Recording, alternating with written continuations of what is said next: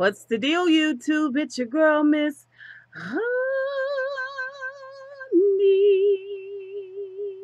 Welcome back, welcome back, welcome back, welcome back, you guys. Welcome back to the channel. Thank you so much for tuning in. Thank you to all my subscribers, new and old. Thank you guys so much for always commenting down below and remembering to hit the thumbs up button. I really appreciate it. Thank you all so much who are sharing my videos and sharing my content, referencing my content in your own videos. I really, really, really appreciate you guys more than you know. All right, so let's talk about the whole Monique situation. I'm not going to say that I'm done with the whole Monique situation because I think we have yet to see the true spin out of this whole Monique situation. I think it's going to come to a head in the next few months or so. I think we're going to really truly see the official unraveling and spinning out of Monique. I think what we're seeing now is just the water starting to boil with this whole Monique situation, because that I'm keeping a real good eye on this whole Monique situation, because when you think about it, you guys, we've all seen this before. We saw this spiraling downward with Whitney Houston, and several other people who had outside influence in their lives and in their careers that really kept them from continuing on into greatness. Now, Whitney Houston's situation was a little bit different because Whitney Houston was actually super, super, super, super popular already when she met Bobby Brown and got involved with that whole situation. And she also had her own demons when she met Bobby Brown. It just exacerbated some of the weak points that she already had. Instead of him making her stronger and making her better, somehow his weakness and flaws and shortcomings were her weakness and flaws and shortcomings was just the cataclysm, or the coming together of two situations that just brought, to me, both of them down exponentially. And I think about that same thing with Monique, because Monique has her shortcomings. And I think Monique had a lot of residual effects from having been abused as a young girl, as well as being a black woman in America. You know what I mean? Even as girls, we are brought up in a certain mindset that sort of shapes and forms who we are even as adults. And these are things that money cannot change. These are things that status cannot change. They're underlying, you know, dormant things that are just waiting to rear their ugly head. They're waiting to have a trigger. And then when you have someone that comes in, the fact that she calls him her father, her daddy. And I think I learned this on Lady Nika's last video that she did on Monique. She was saying how on her podcast that Monique calls Sydney her daddy because he raised her.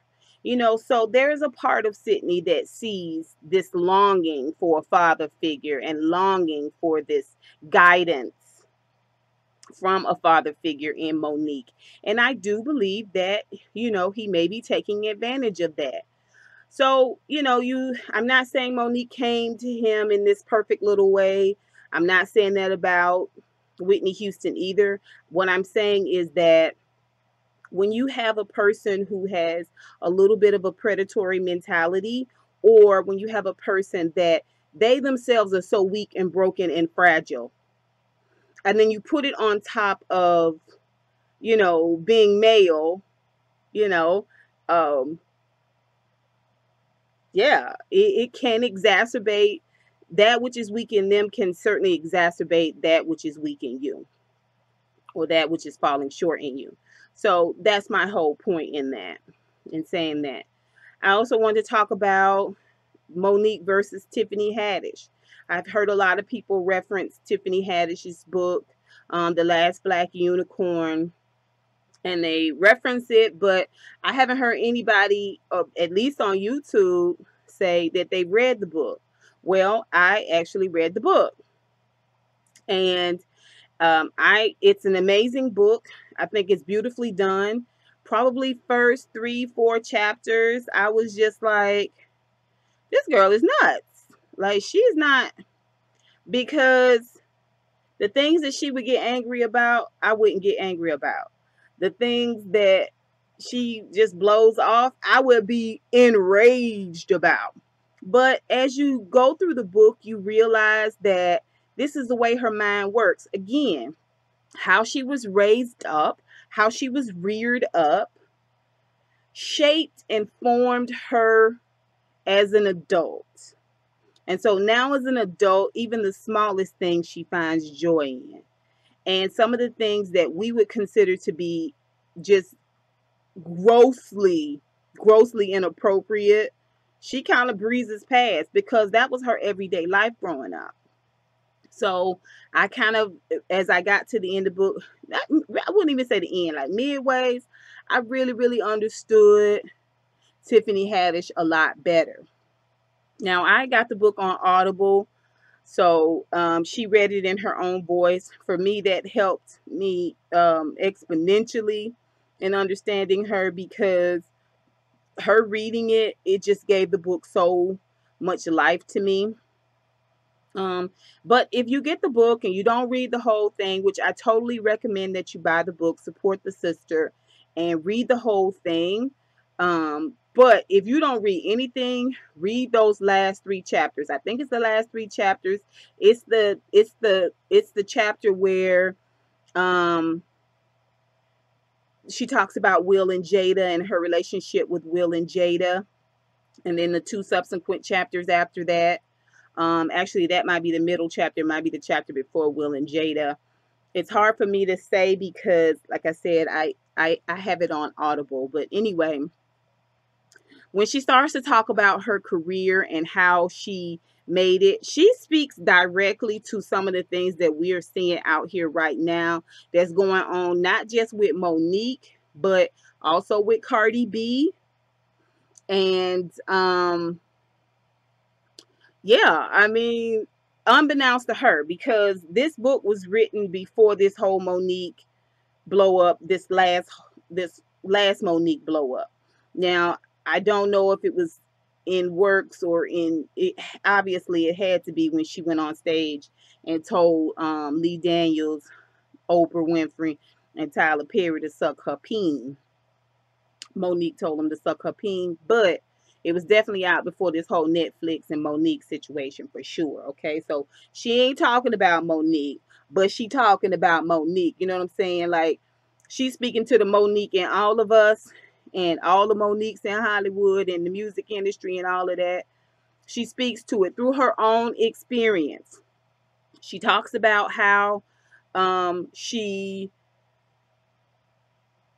how people treated her coming up, how people expected her to put out. That goes back to that whole Me Too. What's the other one they call it? It's not Me Too. It's Time's Up. You know how people were expecting her to put out. How people she worked with now told her, you can't headline my show unless you know what I'm saying, unless you giving me this Georgia Dome, unless you getting up on top of this D. You know what I'm saying? Like, straight up to her face. And how she had to just keep grinding it out on her own because she realized people always wanted something. People was always taken from her in some sort of way. And she said a lot of those people that was giving out, putting out, and doing what they had to do, or they felt like they had to do to get on shows, none of them are doing comedy right now. And then look at her. She talks about how people tried to lowball her. I mean, just completely insult her when she was doing better on her own. The offers they was giving her, she was getting for herself and more. Doing her own comedy shows and stuff like that. Opening in comedy clubs on her own, being her own manager. you know, she was doing better than that. So it was a complete insult for people to tell you, okay, well, you can come and do 45 minutes and I'm gonna give you $1,500. Like, she was like, what? No. But she told him straight up and down, no, I'm good, I'm Gucci on that. And she went on and did something else. She talks about how people sort of lowballing her and underestimating her really was more like fuel for her. Okay, and it fueled her to just work that much harder, to grind out that much more. She talks about meeting Will and Jada and just being who she really was, just being herself, and how they embraced her, and also how they were being themselves. You know, how much she was impressed with the fact that they had all this money, but they was just real people. They was just like regular people, you know, but with money. She talks about how honestly and openly Jada spoke to her about how she needed to carry herself in terms of appearance and things like that. And it was stuff that I could take with me in my own life. It was certainly something that I could use in my own day-to-day life. So if you guys have not had the opportunity to read The Last Black Unicorn by Tiffany Haddish, please read that. A lot of what she talks about in this book, people are saying verbatim about Monique in this whole Netflix situation. Now, let's get back to Monique. Monique, I what is I think is peculiar about this is, one, DL Hughley. DL Hughley has not said, from what I can see, and I looked for it online, anything about Monique in this Netflix situation. Now, maybe it's some unspoken rule that you don't talk about each other when y'all in the same industry. However, you can't tell Michael Blackson that, because he's had a beef with Kevin Hart, whether it was for publicity or not, with Kevin Hart for a minute. So I don't know. Is there some unspoken rule? If so, he's breaking it. But anyway, D.L. Hughley, who's never really shied away from being very, very clear about his feelings, his thoughts on situations, and he speaks very intelligently about situations, even with Steve Harvey. He spoke out on the Steve Harvey situation, but he didn't burn that bridge with Steve Harvey, but he was very, very clear about the fact that he didn't agree and he didn't think it was the right thing to do that Steve Harvey went to meet with Donald Trump. But yet we've not heard him speak out at all, even in which it's a major topic of discussion right now. You know, some 2 weeks later, it's still a major topic of discussion. So we haven't heard from DL Hughley about it. And the thing about it, why I'm saying this is because DL is always in the midst of current affairs. I follow him on Instagram. He has a lot of powerful, positive things to say about present day current affairs, things that are going on right now in this country. And so I look to him. I look to hear what his response is on things. And for him to not have weighed in on this seems odd to me. It does. It seems a bit odd. You know, I've heard from a lot of people, everybody's seen by now the scuttlebutt about the fact that Netflix actually offered her $3 million, that she and Sydney went to Netflix. The original offer, they went to Netflix for the special, and the original offer was $3 million, and she didn't want to audition. So they said, well, okay, you get a flat fee of $500,000. Then if you don't want to audition, we can't get a sense of what's going to really pop off on the show. All right, then you just get $500,000. We've heard the Will Packard letter by now. You guys check that out. I'm going to put some links down below.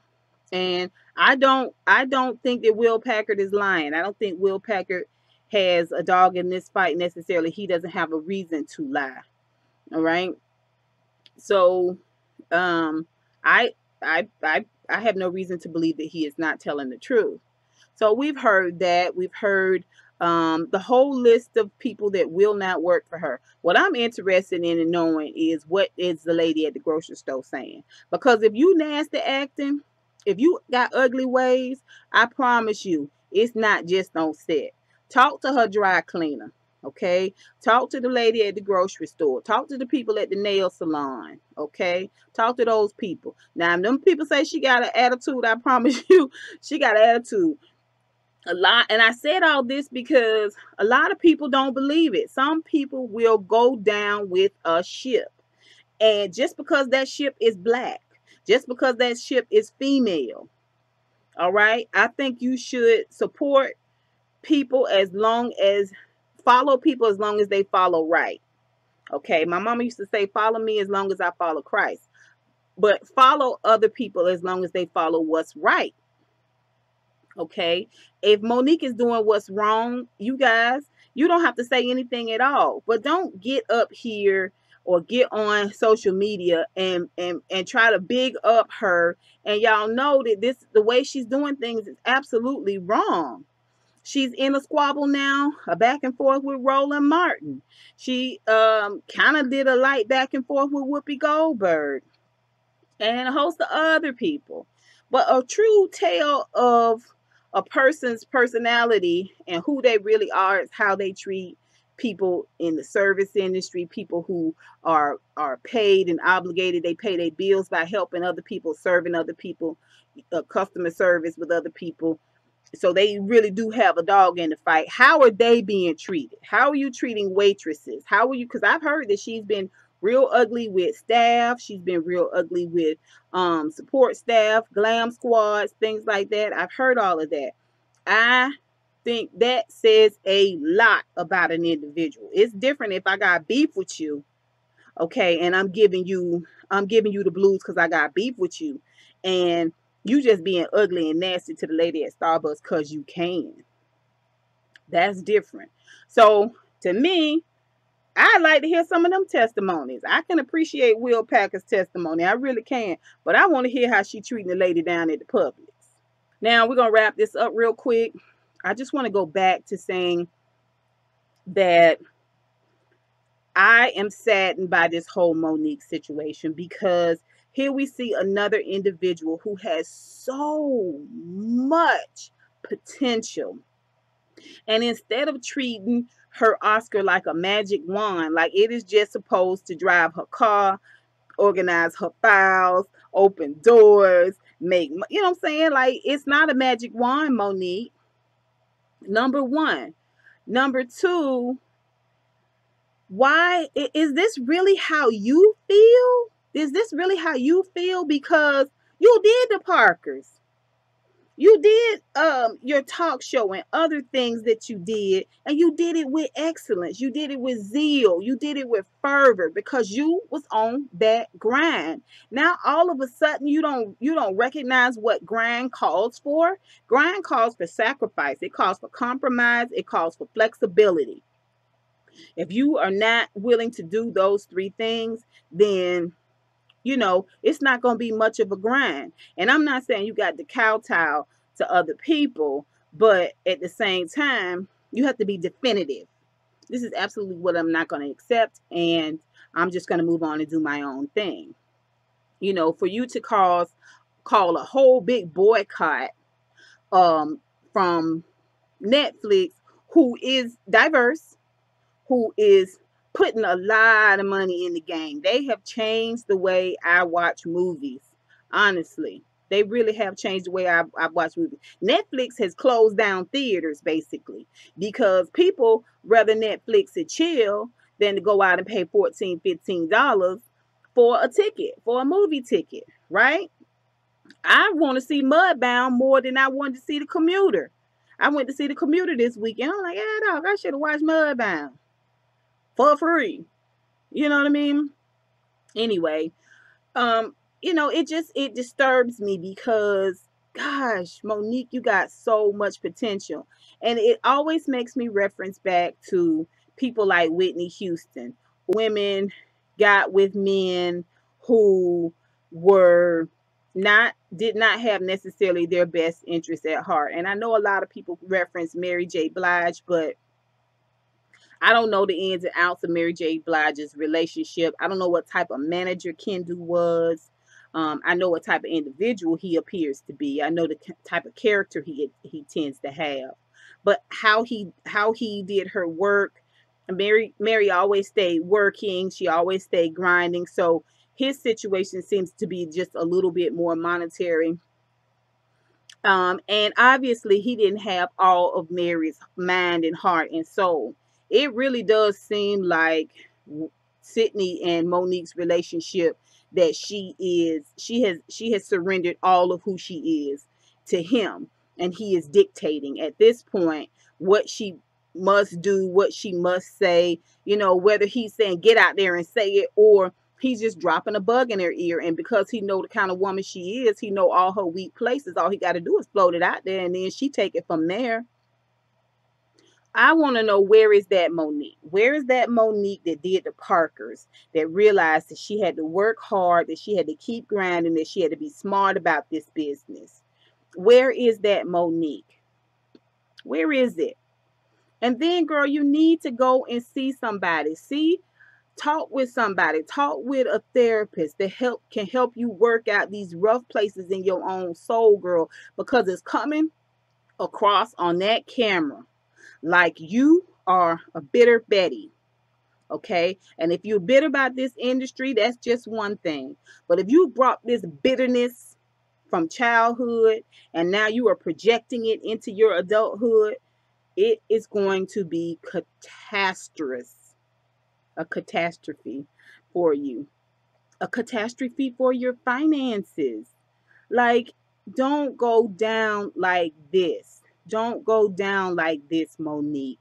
I believe that Monique can recover, but I believe it is going to take a season of silence. A season of silence. And then she is going to have to come hat in hand and rework this thing. I think her talent is worth giving her a chance.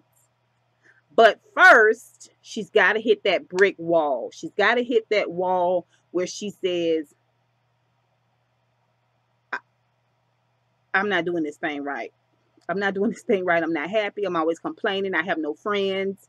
I mean, where are her girlfriends? We don't hear a lot.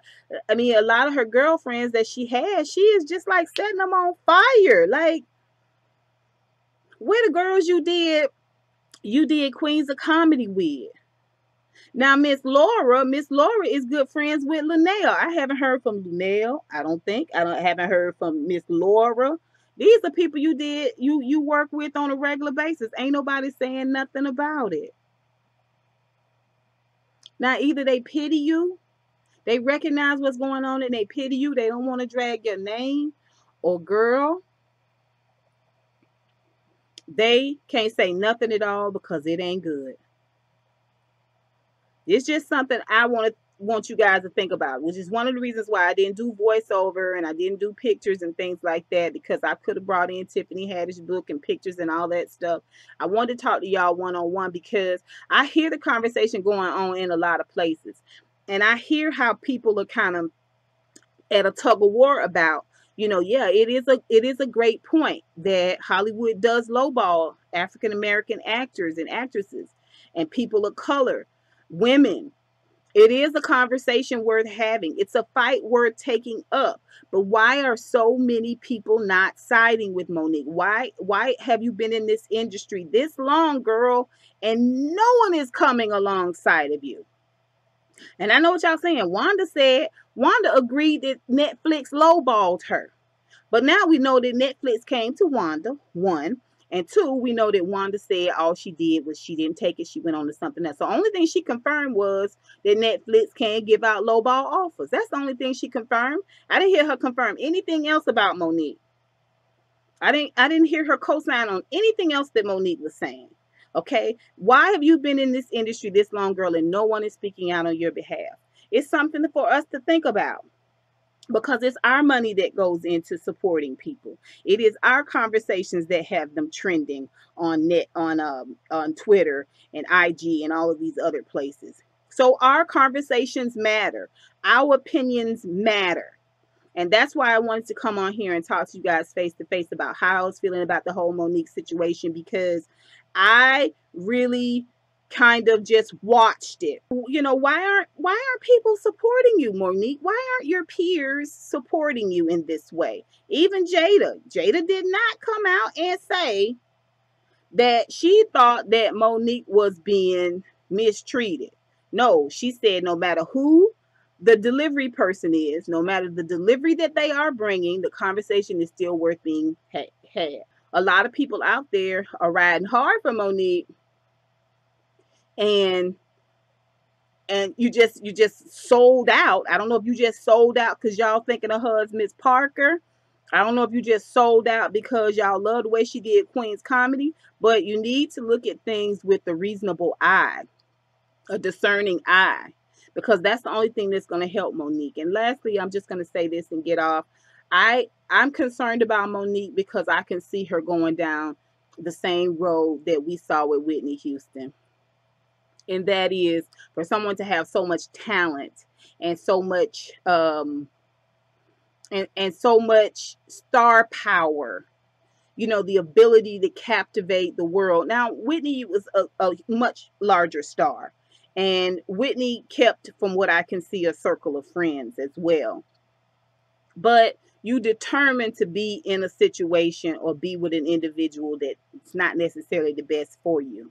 And that ultimately, I think, was her demise. Her demise was getting with an individual who was just as sick and just as dependent as she was, and lacked the ambition and the wherewithal to wrangle their way out of it. And ultimately, it brought her down. Ultimately, I think that's what brought their daughter down. That's just my opinion. That's just an opinion.